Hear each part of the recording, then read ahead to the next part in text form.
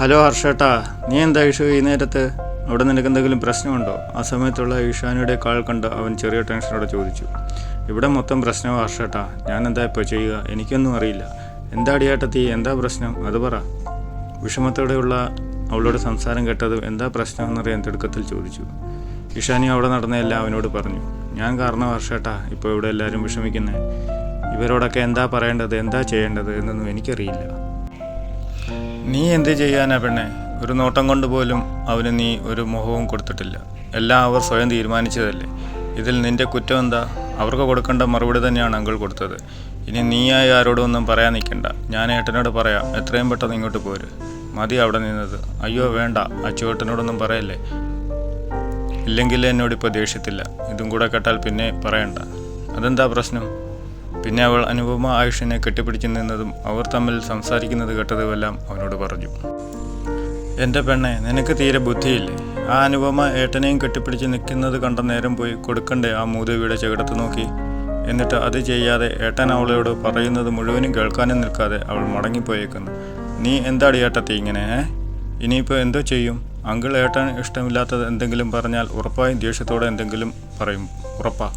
അതുകൊണ്ട് നീ അങ്കിളിനോട് പറ, ഒന്നും ചോദിക്കാൻ നിൽക്കണ്ടെന്ന്. അതല്ലാതെ വേറെ ഒരു വഴിയും ഞാൻ കാണുന്നില്ലടി.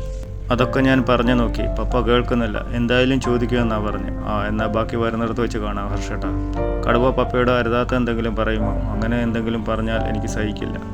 നാളെ അച്ചുവേട്ടനെ കണ്ട് പപ്പ വരുന്നത് വരെ ഒരു സമാധാനവുമില്ല. ഹർഷനോട് അവളുടെ വിഷമങ്ങൾ പറയുമ്പോൾ അവൾ അറിഞ്ഞില്ല അവൾ സംസാരിക്കുന്നത് ഒളിഞ്ഞു കേട്ടുകൊണ്ട് വാതിലിനപ്പുറം റോയി നിൽപ്പുണ്ടെന്ന്.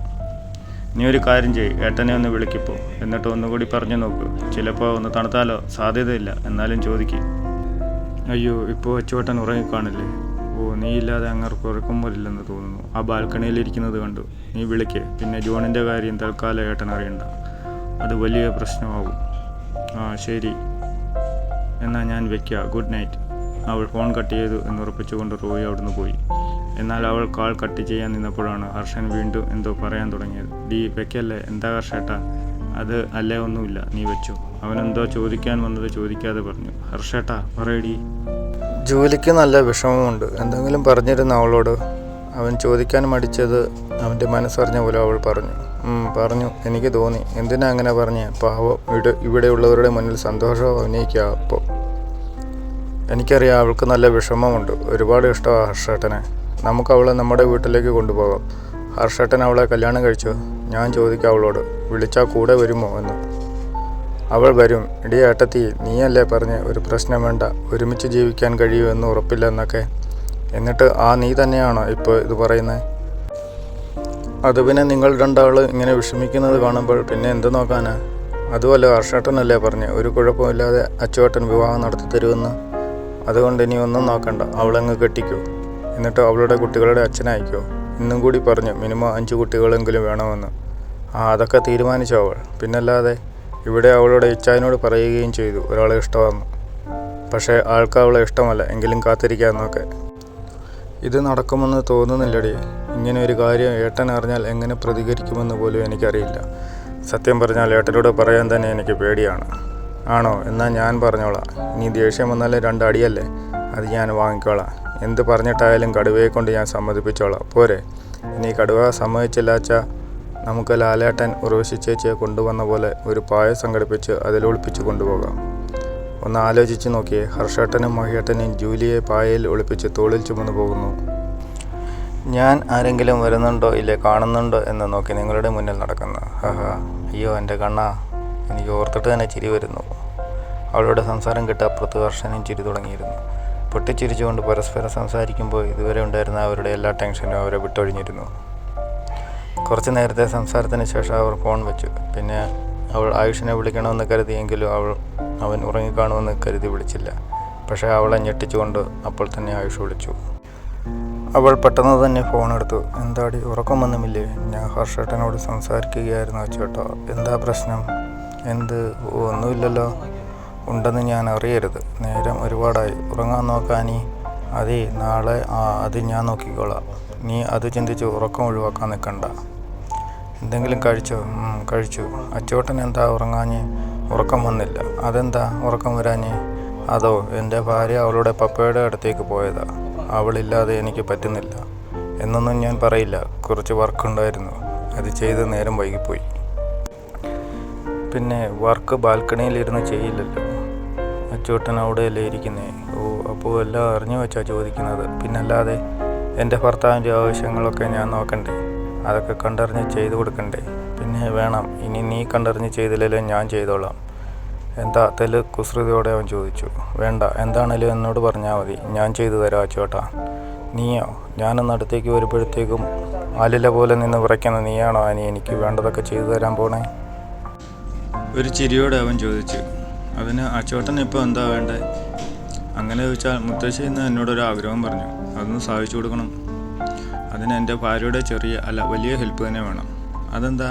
ഞാൻ എന്ത് സഹായം ഇപ്പോൾ ചെയ്യേണ്ടത്? ഒന്നുമില്ല, എൻ്റെ കുഞ്ഞിനെ മുത്തശ്ശിക്ക് കാണണമെന്ന്. ആ ആഗ്രഹം സാധിച്ചു കൊടുക്കാൻ എൻ്റെ ഭാര്യ ഒന്ന് സഹായിക്കണം പ്ലീസ്, അതാ. അവൻ മറുപടി എന്തോ പറയാൻ നിന്നപ്പോഴാണ് ശരിക്കും അവൻ എന്താ പറയുന്നതെന്ന് ബോധം വന്നത്. എൻ്റെ ഭാര്യ ഒന്ന് പറഞ്ഞില്ല, സഹായിക്കുമോ?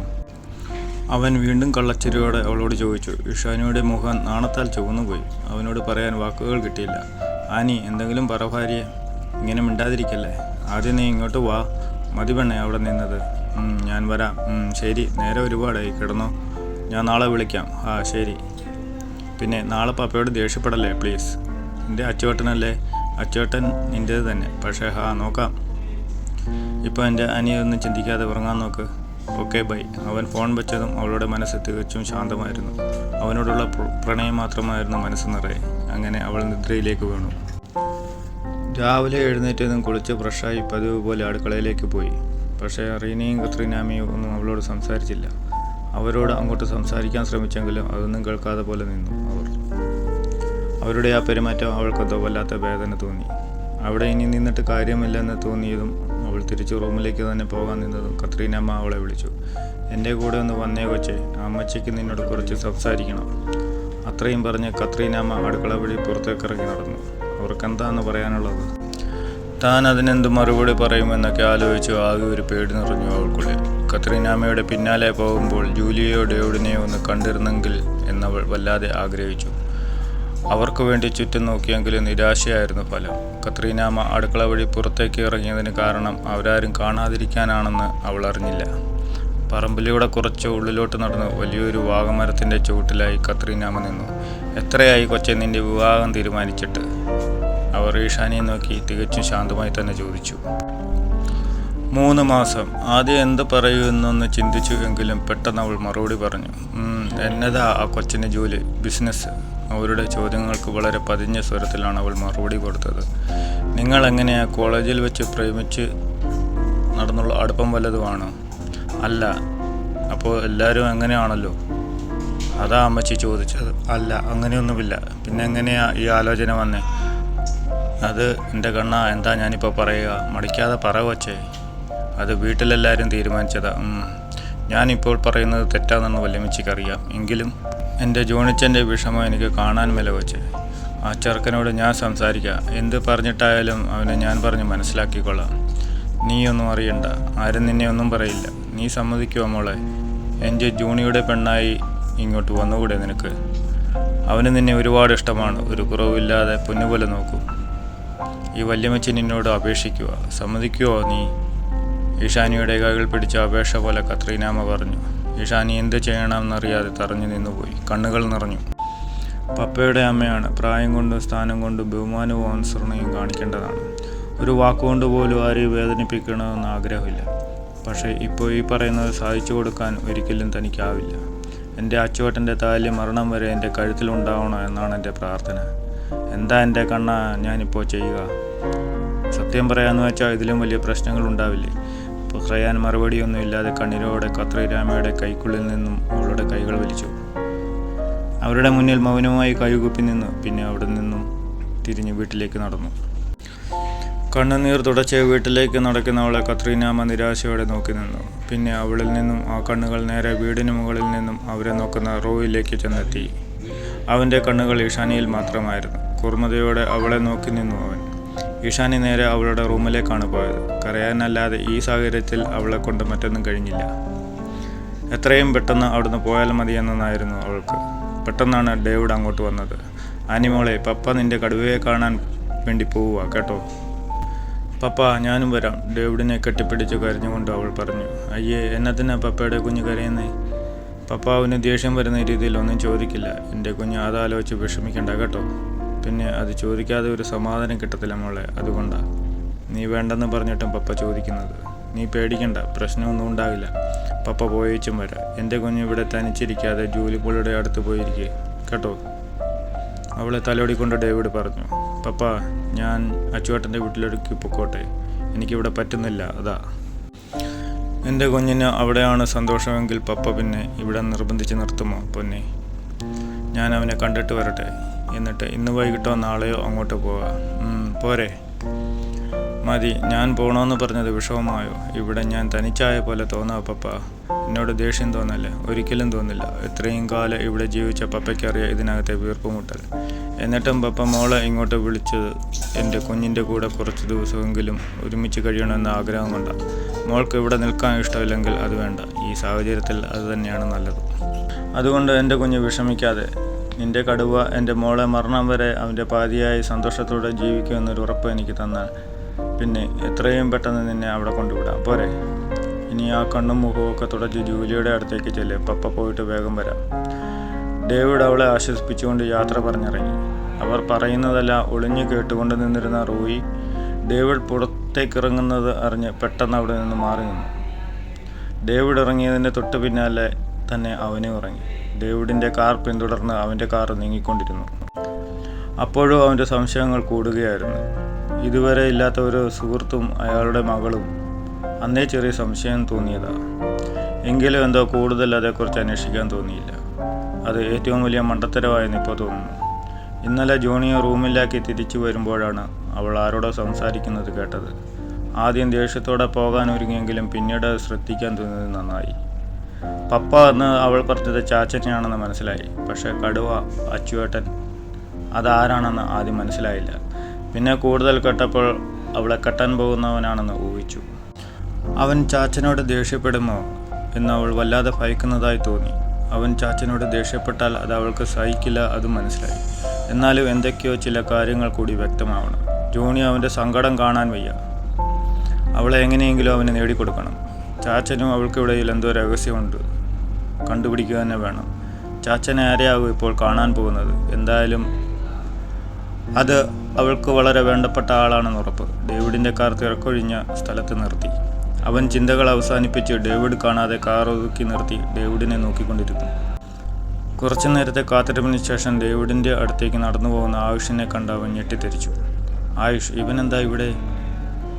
അവൻ ചാച്ചൻ്റെ അടുത്തേക്കാണല്ലോ പോകുന്നത്. ഇനി ഇവനെ കാണാനാണോ ചാച്ചൻ വന്നത്? കാണുന്നതൊന്നും വിശ്വസിക്കാനാവാതെ റോയി വേഗം കാറിൽ നിന്ന് ഇറങ്ങി അവർക്കടുത്തേക്ക് നടന്നു. അവർ നിൽക്കുന്നതിന് കുറച്ച് ദൂരെയായി അവൻ മറഞ്ഞു നിന്നു.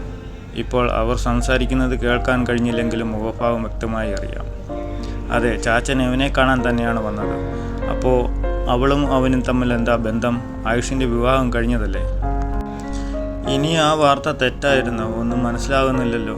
ഉള്ളിൽ പകയോടെ റോയി അവരെ കണ്ണിച്ചുമാതെ നിരീക്ഷിച്ചു കൊണ്ടിരുന്നു. ഐ ആം സോറി, ഞാൻ കുറച്ച് ലേറ്റായി. വന്നിട്ട് ഒരുപാട് നേരമായോ? ആയുഷ് ഡേവിഡിനോട് ചോദിച്ചു. അവൻ്റെ വാക്കുകളിൽ ദേഷ്യമോ സ്നേഹമോ ഇല്ലായിരുന്നു. ഇല്ല, ഒരു 10 മിനിറ്റ് ആയതേ ഉള്ളൂ. ഡേവിഡ് ഒരു പുഞ്ചിരിയോടെ അവന് മറുപടി കൊടുത്തു. ആയുഷ്, ഞാൻ നിന്നെ കാണണമെന്ന് പറഞ്ഞത്. ഡേവിഡ് അവനോട് വന്ന കാര്യം പറയാൻ തുടങ്ങിയതും ആയുഷ് കൈ ഉയർത്തി. അത് തടഞ്ഞു. എനിക്കറിയാം, അവൾ അന്ന് നടന്നത് മുഴുവൻ കണ്ടില്ല. അങ്ങനെ പറ്റിയ ഒരു തെറ്റിദ്ധാരണയാണ്. അതവൾക്ക് മനസ്സിലായി. പിന്നെ താലി കെട്ടിയ പെണ്ണിനെ ചതിച്ച് മറ്റൊരുവളെ തേടി പോകുന്നവനല്ല ആയുഷ്. എൻ്റെ ഭാര്യയാണ് അവളെങ്കിൽ ഞാൻ മരിക്കുവോളം അവളെന്ന പെണ്ണെ എൻ്റെ ജീവിതത്തിൽ കാണും. അവളെ ഞാൻ സ്നേഹിക്കാൻ കാരണം ഒരുപാടുണ്ട്. അതിൽ പ്രധാനം അവൾ എൻ്റെ മീനുമ്മയുടെ മകൾ എന്നത് തന്നെയാണ്. ആ ഒരു കാരണം മാത്രം മതി അവളെ ഞാൻ പൊന്നുപോലെ നോക്കാൻ. പിന്നെ ഈ ആയുഷ് കെട്ടിയ താലിയാണ് അവളുടെ കഴുത്തിലുള്ളത്. അതിലുപരി എൻ്റെ പ്രണയമാണ് അവൾ. ആർക്കു വേണ്ടിയും ഒന്നിനു വേണ്ടിയും അവളെ ഞാൻ നഷ്ടപ്പെടുത്തില്ല. ആയുഷിൻ്റെ വാക്കുകൾ കേട്ടതും ആ അച്ഛൻ ഒരുപാട് സന്തോഷിച്ചു. ഒരു വേള തൻ്റെ മകളെ തൻ്റെ കൈകളെക്കാൾ സുരക്ഷിതമായ കൈകളിലാണ് അവളുടെ അമ്മ ഏൽപ്പിച്ചതെന്ന് അയാൾക്ക് തോന്നി. മതി മോനെ, ഇത്രയും കേട്ടാൽ മതി. ഇനി എനിക്ക് മരിക്കേണ്ടി വന്നാൽ സന്തോഷമേ ഉള്ളൂ. ഡേവിഡ് ആയുഷിൻ്റെ കൈകളെ പിടിച്ചുകൊണ്ട് നിറഞ്ഞ മനസ്സോടെ പറഞ്ഞു. ആയുഷ് തെല്ലും മടിയോടെ അയാളെ നോക്കി പുഞ്ചിരിച്ചു. നീ ബിസിയാണെന്നറിയാം. എങ്കിലും നിന്റെ വായിൽ നിന്നും ഈ വാക്കുകൾ കേൾക്കാതെ ഞാനെന്ന അച്ഛന് സമാധാനം കിട്ടില്ല. അതാ ഒന്ന് കാണണമെന്ന് പറഞ്ഞത്. വിളിച്ചപ്പോൾ മടി കൂടാതെ വന്നത് സന്തോഷം. പോട്ടെ, ഞാൻ ചെല്ലുന്നതും കാലത്ത് നിന്റെ ഭാര്യ അവിടെ ഇരിക്കുന്നുണ്ട്, ഒരു സമാധാനവുമില്ലാതെ. ഒരു ചിരിയോടെ ഡേവിഡ് അത് പറയുമ്പോൾ അവൻ്റെ മുഖവും പ്രണയത്താൽ തിളങ്ങിയിരുന്നു. അവനോട് യാത്ര പറഞ്ഞ് തിരിഞ്ഞു നടന്ന ഡേവിഡ് ഒരു കല്ലിൽ തട്ടി വീഴാൻ തുടങ്ങിയതും ആയുഷ് അയാളെ താങ്ങി. ഇതാണ് പറ്റിയ അവസരമെന്ന് മനസ്സിലാക്കിയ റോയി അലറിക്കൊണ്ട് ഒറ്റക്കുതിപ്പിന് ആയുഷിനെ പോയി പിന്നിലേക്ക് തള്ളി.